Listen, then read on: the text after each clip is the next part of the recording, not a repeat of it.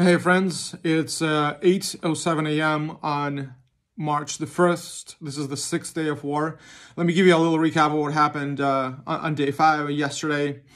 There is a lot of good news and one kind of worrying news. So we'll talk about peace negotiations, which started yesterday. We'll talk about how sanctions are hitting Russia a lot harder and faster than I thought. We'll talk about a large column of Russian war machinery that's moving towards Kyiv. That's the worrying news. And I'll give you some operative information on what's going on in the field in Ukraine. And then, as a lot of you have asked, I'll give you an update of what's going on in Cherkasy, where my parents currently are. And since a lot of you are watching this and don't know who I am, I'll tell you a little bit about myself at the end there. So, number one, peace negotiations. They started yesterday, round one, on the border of of Ukraine and Belarus. There were 4 delegates from each side. Our defense minister was there, a couple of members of parliament, and an advisor to the president on the matters of defense. On Russian side were a couple of members of parliament as well, and a defense minister. So they talked about 4 hours. We don't know what they talked about. By the pictures I'm looking at, Russian delegation is looking deflated. They're sort of looking away. They look discouraged. Our guys are sort of leaning in, and I think our guys are feeling much better. From what I can tell, Ukraine has an upper hand in these negotiations. We're in a good position because we've broken the plans of Russians for a blitzkrieg, and we're actually starting to push back in some areas. So that's good. And from internal sources, I hear that Ukrainians are going to demand cessation of hostilities right away, but also withdrawal of Russian troops from the entire territory of Ukraine, including the eastern parts and Crimea.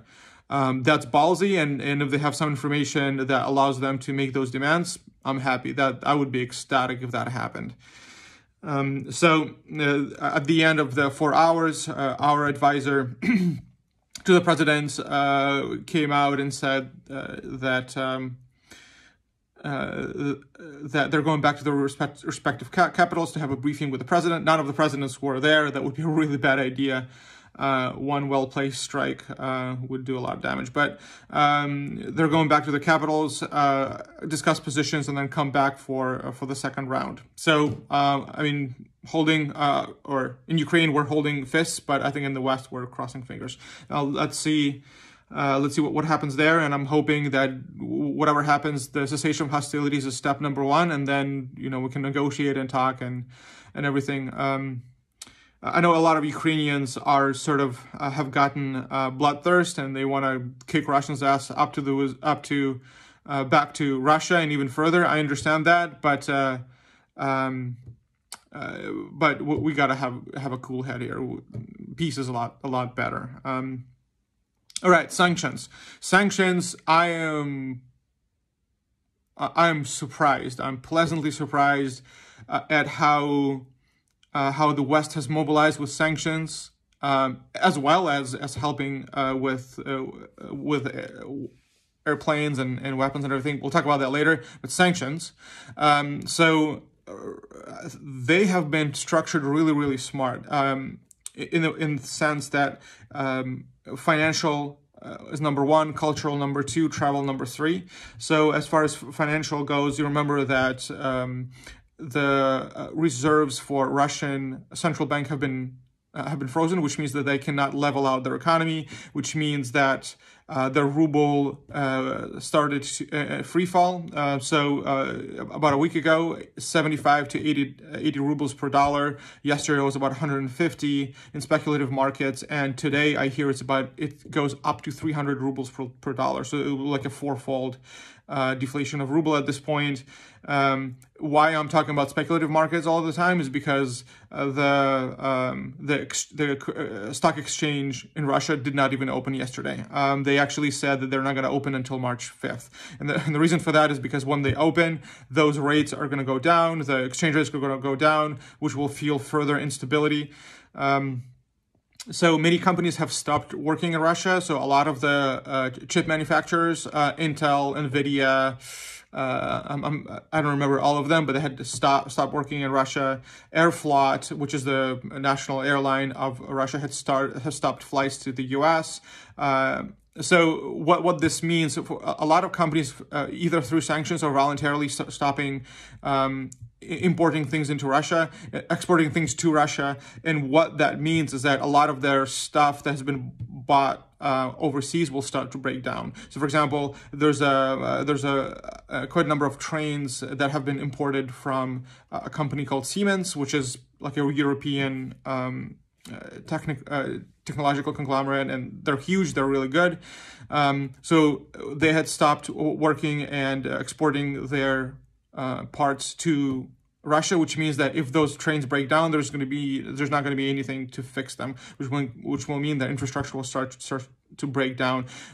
All the airlines in Russia, just like anywhere in the world, those airlines are leasing their planes from leasing companies, and what will start to happen is, we think, is that the leasing companies are going to start to call those planes back, and they're just going to start losing civil aviation craft. And even if they decide to hold on to those planes, basically hijack them, they're not going to have parts to keep operating them and fixing them, keep them in working condition, which means their infrastructure will start to break down.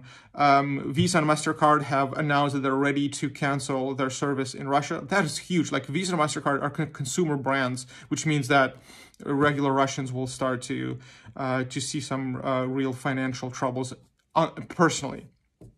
I'm seeing that Europe is closing broadcasting. European TV networks are canceling 2 Russian channels, Russia Today and Sputnik, as you like to say. And that is huge because those 2 are the outlets of Russian propaganda to the rest of the world.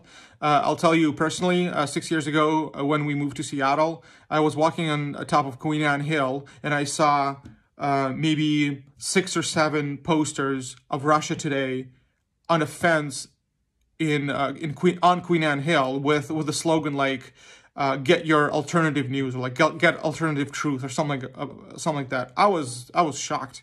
This is America, and Russia Today is feeling brave enough to post advertisement of their propaganda channels. That has to stop. So I'm glad to see that Europe is closing a lot of these propaganda channels. All right, and just now I saw that Canada is stopping the import of Russian oil. So what we're seeing, this is not the full extent of sanctions. So what will really hit them hard is oil, right? If countries stop to buy oil, I know Germany had said no to Russian gas. They're going to be looking for alternative means of energy. One thing I do worry about is that sanctions do have other side, which is if you push them too hard, if you impoverish them too fast, it can have a good effect where people will realize that they're going to become North Korea, isolated from the world, and they will rise up internally. But prolonged, it will have an opposite effect where people will say, well, the whole world is against us, screw you, we're going to be fighting you now. So I am worried about that. I am encouraged by how Europe and America is rallying behind us and what they're doing. This is hard stuff. This is helping the war effort. But in the long run, there might be this danger. So let's keep an eye on what's happening there. So one worrying news is that large column of Russian war machinery is heading towards Kyiv. Some people are saying it's up to 30 kilometers long, which is about 16 to 18 miles long, which means it's a lot of machinery. This can mean a few things. One is that we remember negotiations are still going on, so this is definitely a scare tactic. Doesn't mean they're not gonna use it. Of course they are, but this push means that this is another argument, and as you see, Putin only has one argument. It's violence. There's no other arguments they can use, so they're going all out on their war machine. Another thing that means is that it looks like Putin is throwing everything he has in the kitchen sink at Ukraine since the plans, as we mentioned multiple times, have been foiled. He's just doing anything and everything he can. There is reports that he's himself in Ural Mountains in a bunker. That's unconfirmed. I don't think we will ever know, but we do know that he traveled there to talk to his businessman. Why in Ural Mountains? We don't know. There's no rational reason to go there. Businessmen are either in St. Petersburg or Moscow, but I think could be true. Hopefully, that parallel with Hitler will not end there. All right. Then operative information from the field. So 2 days ago, I feel like I have to give a little bit of background information. So remember in the 90s, there was a war with Russia on Chechnya, and Russia had overtaken Chechnya. But there was one local leader, their marionette that they put in place, Ramzan Kadyrov, his name is, and now he's sort of Putin's lapdog, and he has been gathering together this elite battalion of Chechen fighters who are meant to be fearless and go in and be ruthless warriors. So yesterday they sent a few thousand of Chechens into Kyiv. There was a lot of worry about that because they have that reputation. Happy to say that their battalion had been destroyed, and their leader, what was his name? I forget his name, but he has been killed, and Russia had actually confirmed he's been killed. So good. Next, so Kharkiv might be a new target for Russian aggression, and the reason is they know they're not going to take Kyiv. So what they're going to do is try to set up an alternative government in Kharkiv. So I know this because there's an analyst in Ukraine who's been mostly right on most of these things. He did predict, for example, that Russia's going to go in when most of us didn't want to believe this. So he's saying that they are, as a tactical move, they're going to try to set up an alternative government in Kharkiv and try to set up their base of operations there and then challenge official Ukrainian government from there and propagandize to the world. Okay, so another news from there is that 2 days ago, our President Zelensky had announced that they're forming international battalions, which means that he's inviting volunteers from the entire world to come and fight on the Ukrainian side as contractors. And it looks like there have been enough of volunteers that we're forming 2 international battalions. And battalion is about 300 to 1,000 soldiers each. So there have been enough volunteers day one. I also hear that a bunch of Israeli volunteers are coming over as contractors to fight on the Ukrainian side. And as you know, Israelis have a lot of combat experience.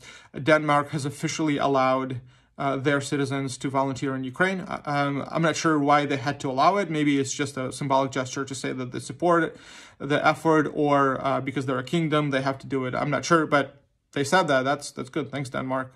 We appreciate the help. Then the head of United Nations diplomacy, Burrell, said that they're going to send Ukraine fighter jets. And this is going to come from several countries. I forget what the number is. I think it's 30 fighter jets. Great help because Ukraine has like 100 or 110. So this is like a 30% increase in the number of fighter jets. But by now you may have heard about this legend of Ghost of Kyiv, the guy who already shot down maybe, it's estimated like 14 or 15 planes.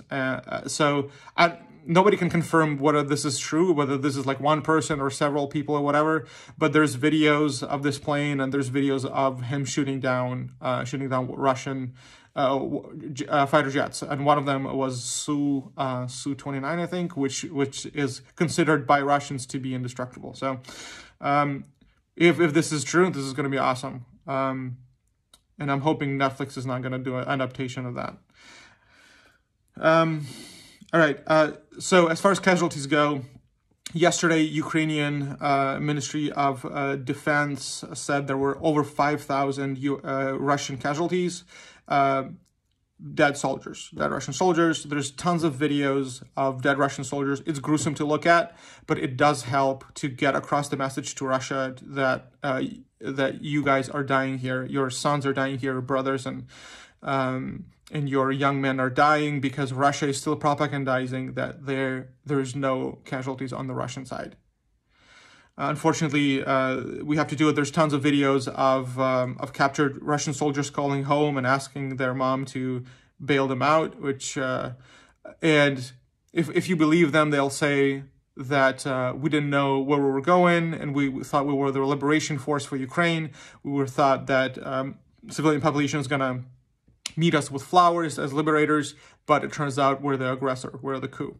So there's that. So I have no reason to doubt Ukrainian statistics. 5,000, 5,400 is more exact what they're saying. It sounds about right. But I understand you guys are reading in the Western press that Ukraine claims, it's 5,400. Yeah, I get that. Like you have to, you don't have to believe everything that Ukrainian officials are saying. But there's a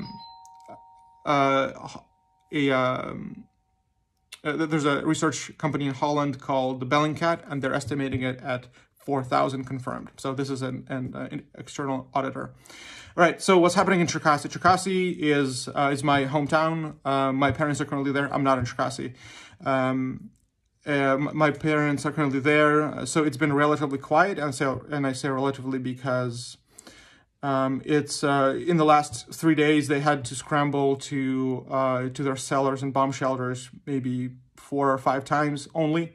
There has been one recon drone that has been shot over Cherkasy about 200 meters from my parents' house. There has been some minor activity in Cherkasy region. I think destroyed 2 or 3 pieces of Russian artillery there. But by and large, compared to Kharkiv, Kyiv, Mariupol, it's relatively quiet. So thank you for your concern.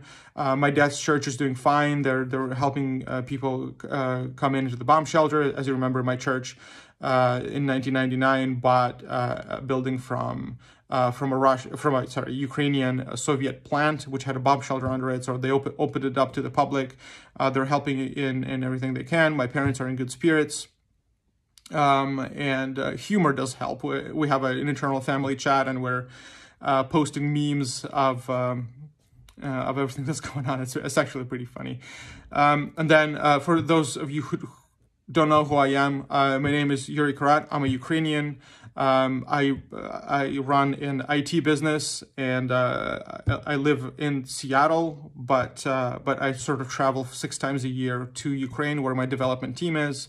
On February 21st, I flew into Ukraine, and then we have this tradition with our team to go to a retreat out in Egypt every year. So we left Ukraine about 20 hours before the action started.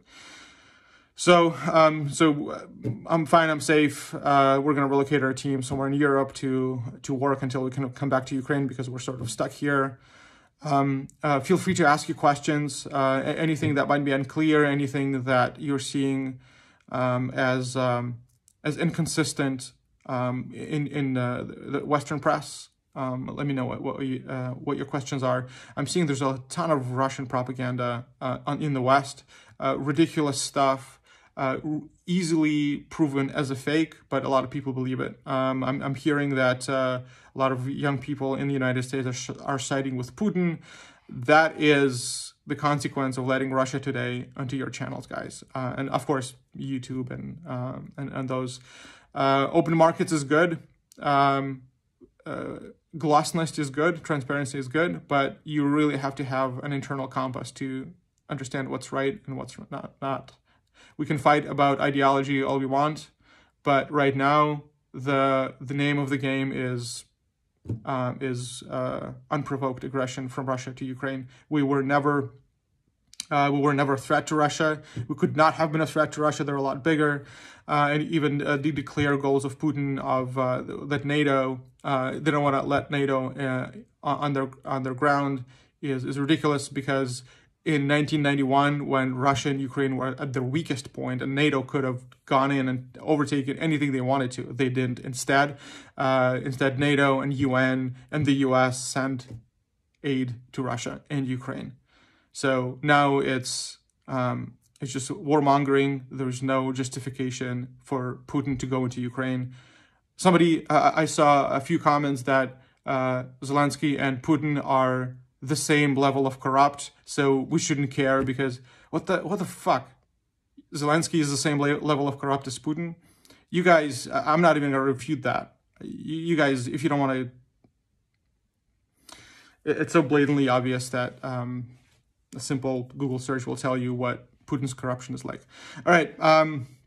Well, thank you. This has been day 5. Day 6, we're watching what's happening. I'm going to keep a close watch on 2 things: the peace negotiations and the Russian machinery that's coming in.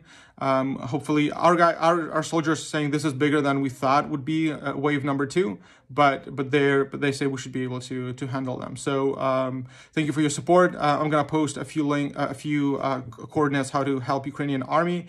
If you're bullish on Ukrainian army as I am, if you're sort of on the pacifist side, please help the humanitarian aid. I'm going to post those as well. Thank you for your support. Thank you for your comments. Please continue sharing what I'm saying. If you think this is going to be valuable to the people you know in the Western countries or English speaking, I will continue doing this. And Slava Ukraini.